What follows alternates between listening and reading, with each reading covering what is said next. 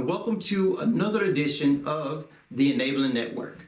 I'm Dr. Frederick B. Covington, your host and CEO of Ahoma Healthcare. Let's jump right in.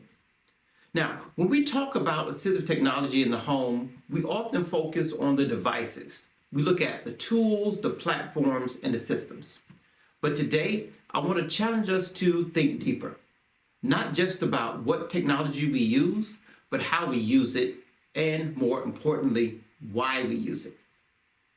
There's a critical difference between creating an assistive technology environment of uniformity as opposed to building an environment of unity. Now, at first glance, uniformity can seem efficient. Everyone receives the same devices, the same monitoring tools, the same apps, the same routines. It looks organized. It looks scalable. It looks compliant. But uniformity in assistive technology comes with a hidden cost. Uniformity assumes that people are the same. It assumes that needs can be standardized. It assumes that independence looks identical for each and every person. In healthcare, uniformity often leads to technology being placed in someone's life rather than integrated into it. Devices exist in isolation. Alerts fire without context. Systems collect data but fail to support meaning. The individual becomes the one who must adapt to the technology rather than the technology adapting to the individual. Uniformity may check boxes, but it does not always change lives. And in some instances, it can even do harm by overwhelming, confusing, or disengaging the very person it was meant to support. Now let's talk about unity. Unity is something entirely and completely different.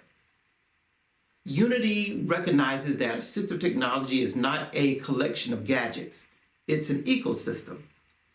An ecosystem where each component communicates, where tools complement one another, where human support, technology, environment, and routine are aligned around one central focus: the person. In a unified assistive technology environment, a smart sensor is not just a sensor. It's connected to a routine. It informs a caregiver. It supports a goal. It reinforces independence.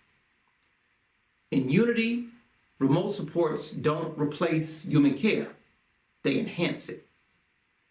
Technology doesn't monitor for the sake of surveillance. It supports safety, dignity, and choice. Data is not collected to control.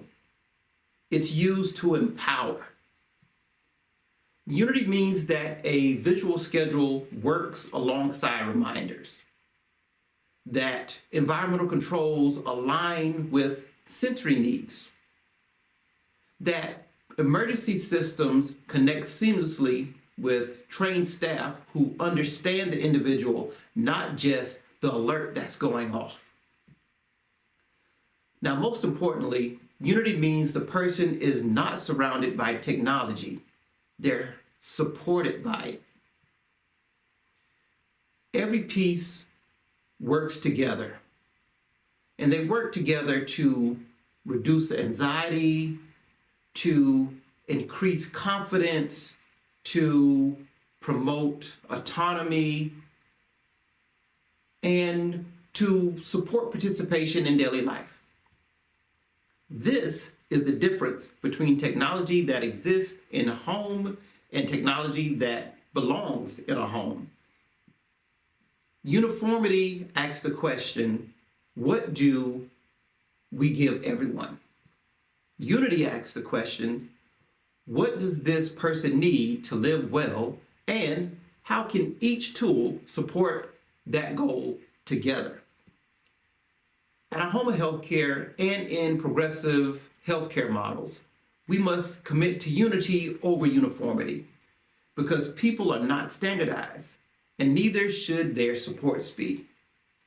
Assistive technology reaches its highest potential not when it's identical, but when it is intentional.